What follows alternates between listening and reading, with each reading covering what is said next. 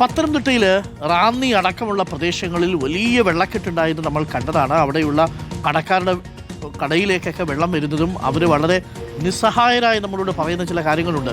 ഓണത്തിന് വേണ്ടിയിട്ട് എടുത്തു വെച്ചിരിക്കുന്നതാണ്. പലരും ആ വെള്ളത്തിൽ മുങ്ങിപ്പോയ അവസ്ഥയാണ്. ഹൃദയം തകർന്ന കാഴ്ചയായിരുന്നു അതെല്ലാം. പല വീടുകളിലും വെള്ളം കയറിയിട്ടുണ്ട്. ആ വെള്ളം വീടുകളിൽ കയറിയപ്പോൾ സർക്കാർ വന്ന് പ്രഖ്യാപിച്ചു, വെള്ളം കയറിയ വീടുകൾക്ക് 10,000 രൂപ അടിയന്തര ധനസഹായം നൽകാം, കടക്കാർക്ക് അടിയന്തര ധനസഹായം നൽകാം. പത്തനംതിട്ട റാന്നിയിൽ വെള്ളപ്പൊക്കത്തിൽ നഷ്ടം സംഭവിച്ചവർക്ക് പക്ഷേ ഇതുവരെ അടിയന്തര ധനസഹായം ലഭിച്ചിട്ടില്ല. ഫസ്റ്റ് ഓൺ റിപ്പോർട്ട് 10,000 രൂപ ധനസഹായമാണ് ഇതുവരെ ലഭിക്കാത്തത്. പഴവങ്ങാടി പഞ്ചായത്തിൽ മാത്രം 84 വീടുകളിൽ വെള്ളം കയറിയിരുന്നു. 35 വീടുകളിൽ മാത്രമാണ് ഇതുവരെ പരിശോധനയെങ്കിലും പൂർത്തിയായിരിക്കുന്നത്. വ്യാപാരികൾക്കോ അടിയന്തര ധനസഹായം ലഭ്യമായിട്ടില്ല.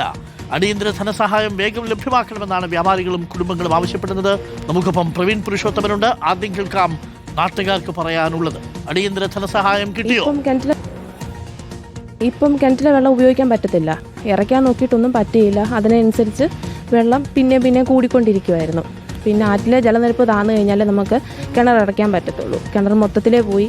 എനിക്കൊന്ന് ഒരു 1.5 വർഷത്തിന് ശേഷമാണ് പിന്നെ നമ്മൾ കിണർ ഉപയോഗിക്കാൻ തുടങ്ങിയത്. ഇപ്പോഴും അതുപോലെ തന്നെ കിണർ ഇറക്കാൻ നോക്കി കഴിഞ്ഞപ്പോഴത്തേക്ക് ശക്തിയായിട്ട് തന്നെ പിന്നെ മേലോട്ട് വന്നുകൊണ്ടിരിക്കുക. ഇനി ഒന്നുകൂടെ നഷ്ടം വന്നു കഴിഞ്ഞ് കഴിഞ്ഞാൽ 2 ലക്ഷം രൂപയോളമായി നമുക്ക് കിണർ ഒന്ന് ശരിയാക്കി വെള്ളം ഉപയോഗിക്കാൻ തുടങ്ങിയപ്പോഴത്തേക്ക്. ഇതുവരെ ഒന്നും കിട്ടിയിട്ടില്ല. വില്ലേജിൽ കൊണ്ട് കൊടുക്കാൻ പറഞ്ഞ പിറ്റേ ദിവസം തന്നെ എല്ലാം ഫോമുകളെല്ലാം ഫില്ല് ചെയ്ത് നമ്മൾ കൊണ്ട് കൊടുത്തു. ഇതുവരെ അതിനെക്കുറിച്ചൊരു ഇതും ആയിട്ടില്ല. നല്ല ബുദ്ധിമുട്ടാണ്. കാരണം കുടിവെള്ളമല്ലേ നമുക്ക് ആവശ്യം, അത് ഇല്ല ഇപ്പം. ഞങ്ങളെ സംബന്ധിച്ച് ഒരു നടപടി ഇപ്പം ആയിട്ടില്ല. വില്ലേജിൽ നിന്ന് നമ്മൾ സർക്കാർ ഒരു 10,000 രൂപ പ്രഖ്യാപിച്ചു. ഇന്ന് 17 ദിവസം കഴിഞ്ഞു. പക്ഷേ ഇതുവരെ അതുമായി ബന്ധപ്പെട്ട ഒരു നടപടിയോ അല്ലെങ്കിൽ അക്കൗണ്ടിൽ പൈസ വരികയോ ഒന്നും ഇതുവരെ നടന്നിട്ടില്ല. അതുപോലെ തന്നെ പഞ്ചായത്തിൽ നിന്ന് അവർ നമ്മുടെ നാശനഷ്ടങ്ങൾ സംബന്ധിച്ചൊരു വിവരങ്ങൾ ശേഖരിച്ചു.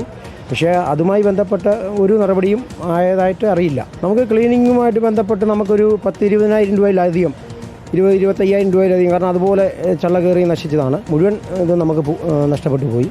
പക്ഷേ പിന്നെ അതിനു വേണ്ടി നമ്മുടെ കട ക്ലീൻ ചെയ്താൽ നമുക്കൊരു 20,000 രൂപയിലധികം നമുക്ക് ഇപ്പോൾ ചിലവായിട്ടുണ്ട്.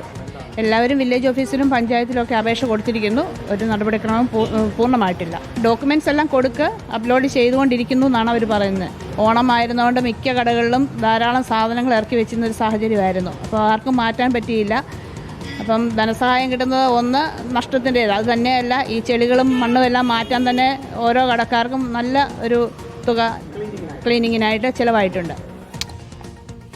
ഇതാണ് നാട്ടുകാർക്ക് പറയാനുള്ളത്. പ്രിയപ്പെട്ട പ്രേക്ഷകർ കേട്ടല്ലോ. പ്രവീൺ പുരുഷോത്തമൻ അവിടെയുണ്ട്. പ്രവീൺ പുരുഷോത്തമൻ, അടിയന്തര ധനസഹായം എന്ന് പറഞ്ഞാൽ അടിയന്തരമായിട്ട് കൊടുക്കേണ്ട ധനസഹായമാണ്. ഇത്രയുമായിട്ടും വെള്ളം കയറി വെള്ളം ഇറങ്ങി അവർ കഷ്ടപ്പെട്ട് ബുദ്ധിമുട്ടി അവിടെയുള്ള അഴുക്കും മാലിന്യവും ഒക്കെ നീക്കി ഇപ്പോഴും അടിയന്തരമായിട്ടില്ല സർക്കാരിന്, അല്ലേ?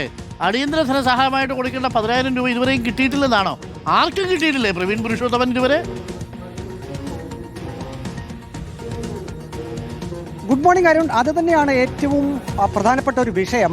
അന്ന് വെള്ളം ഉയർന്ന് വലിയ നാശനഷ്ടമുണ്ടായപ്പോൾ മുഖ്യമന്ത്രി വി ഡി സതീശൻ വാർത്താസമ്മേളനം നടത്തി പറഞ്ഞത് അടിയന്തര ധനസഹായം നൽകുമെന്നായിരുന്നു. അത് 10,000 രൂപ ഉടൻ തന്നെ നൽകും എന്നായിരുന്നു മുഖ്യമന്ത്രിയുടെ പ്രസ്താവന. ഞാനിപ്പോൾ നിൽക്കുന്നത് ഈ വെള്ളപ്പൊക്കമുണ്ടായ ഇട്ടിയപ്പാറ സ്റ്റാൻഡിലാണ്. ഇപ്പോൾ നമുക്ക് കാണാൻ കഴിയും ജനജീവിതമൊക്കെ സാധാരണ രീതിയിലായി. പക്ഷേ 2 ആഴ്ച കഴിഞ്ഞു വെള്ളപ്പൊക്കം നടന്നിട്ട്, അല്ലെങ്കിൽ ആ നാശനഷ്ടമൊക്കെ സംഭവിച്ചിട്ട് 2 ആഴ്ച കഴിഞ്ഞിരിക്കുന്നു.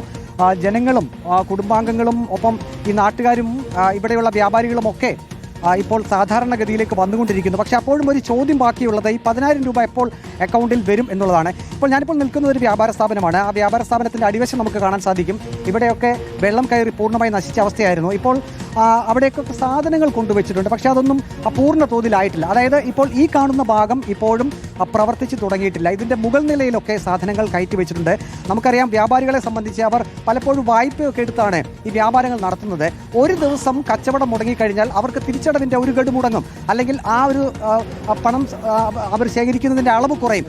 അപ്പോൾ ഈ ഇത്രയും ദിവസം, ഇപ്പോൾ 14 ദിവസം കഴിഞ്ഞിരിക്കുന്നു. വെള്ളപ്പൊക്കം കഴിഞ്ഞ് നമുക്കറിയാം എത്രയോ ദിവസം ഈ വ്യാപാര സ്ഥാപനങ്ങൾ അടഞ്ഞു കിടക്കുകയായിരുന്നു. അപ്പോൾ അതെല്ലാം ഇനി കയ്യിൽ നിന്ന് പണം ഇട്ട് വേണം അവർക്ക് ആ നഷ്ടം നികത്താൻ. പക്ഷേ അടിയന്തര ധനസഹായം 10,000 രൂപ സർക്കാർ പ്രഖ്യാപിച്ചത് ക്ലീനിങ് കാര്യങ്ങൾക്കായിരുന്നു. നമുക്കറിയാം ഇവിടെയെല്ലാം വെള്ളം കയറി നശിച്ചു കിടക്കുന്ന അവസ്ഥയായിരുന്നു.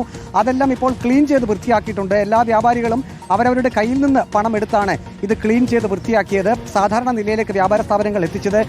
വീട്ടുകാരെ സംബന്ധിച്ചാണെങ്കിലും അങ്ങനെ തന്നെയാണ്. കാരണം സർക്കാരിൻ്റെ ധനസഹായം 10,000 രൂപ അക്കൗണ്ടിൽ വന്നിട്ട് വീട്ടിൽ നിന്നും ചെളിയും മണ്ണും വെള്ളവും ഒക്കെ നീക്കം ചെയ്യുക എന്ന് പറഞ്ഞു കഴിഞ്ഞാൽ അത് നടക്കുന്ന കാര്യമല്ല. അതുകൊണ്ട് വായ്പയൊക്കെ എടുത്തും അല്ലെങ്കിൽ മറ്റ് അയൽപ്പക്കക്കാരുടെ അടുത്തു നിന്നും ഒക്കെ വാങ്ങിച്ചുകൊണ്ട് അവർ ഈ ക്ലീനിങ് ജോലികളൊക്കെ നടത്തിയിട്ടുണ്ട്. അപ്പോൾ വ്യാപാരികളെ സംബന്ധിച്ച് അവർ ചോദിക്കുന്നത് എപ്പോൾ ഈ 10,000 രൂപ കിട്ടുമെന്നാണ്. നിങ്ങൾക്കൊരു പ്രതീക്ഷയുണ്ടോ ഈ 10,000 രൂപ കിട്ടുമെന്ന്? ഇപ്പം നമുക്ക് ഒരു പ്രതീക്ഷയില്ല. കാരണം 10-17 ദിവസമായി അടിയന്തര സഹായം എന്ന രൂപത്തിലാണ് നമുക്ക് ഈ 10,000 പ്രഖ്യാപിച്ചത്. ഇപ്പം നമ്മുടെ ക്ലീൻ ചെയ്യാനും മറ്റുമാണ് ഇപ്പോൾ 10,000 പ്രഖ്യാപിച്ചത്. പക്ഷേ ഇതുവരെ ആയിട്ട് ഏതാണ്ട് 17 ദിവസം കഴിഞ്ഞിട്ടും ഈ 10,000 രൂപ നമ്മുടെ അക്കൗണ്ടിൽ വരികയോ അല്ലെങ്കിൽ അതുമായി ബന്ധപ്പെട്ട ഒരു നടപടിയും നമുക്ക് അറിഞ്ഞിട്ടില്ല. വില്ലേജ് അധികാരികൾ നിങ്ങളുടെ അടുത്ത് വന്ന് കാര്യങ്ങൾ തിരക്കി. വില്ലേജ് അധികാരികൾ വന്ന് ഞങ്ങളുടെ ഇവിടുത്തെ കൺഫേം ഉണ്ടോ കടയുണ്ടോ എന്നുള്ള ഒരു തിരക്കിപ്പോയി.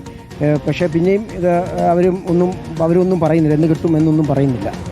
അരുൺ, 84 വീടുകളാണ് ഞാനിപ്പോൾ നിൽക്കുന്ന ഈ പഴവങ്ങാടി ഗ്രാമപഞ്ചായത്തിലുള്ളത്. അതിൽ 35 വീടുകളിൽ മാത്രമാണ് അധികാരികൾ വന്ന് ആ കാര്യങ്ങളൊക്കെ അന്വേഷിച്ചിട്ട് പോയത്. അപ്പോൾ ഇനിയും പകുതിയിൽ കൂടുതൽ വീടുകളിൽ ഇനിയും ഉദ്യോഗസ്ഥർ എത്താനുണ്ട്. അവർ അത് എത്തി കാര്യങ്ങളൊക്കെ നാശനഷ്ടമൊക്കെ ഉണ്ടായി എന്നൊക്കെ വിലയിരുത്തി. ഈ വെള്ളം ഇറങ്ങിപ്പോയിട്ട് ഇപ്പൊ 17 ദിവസമായില്ലേ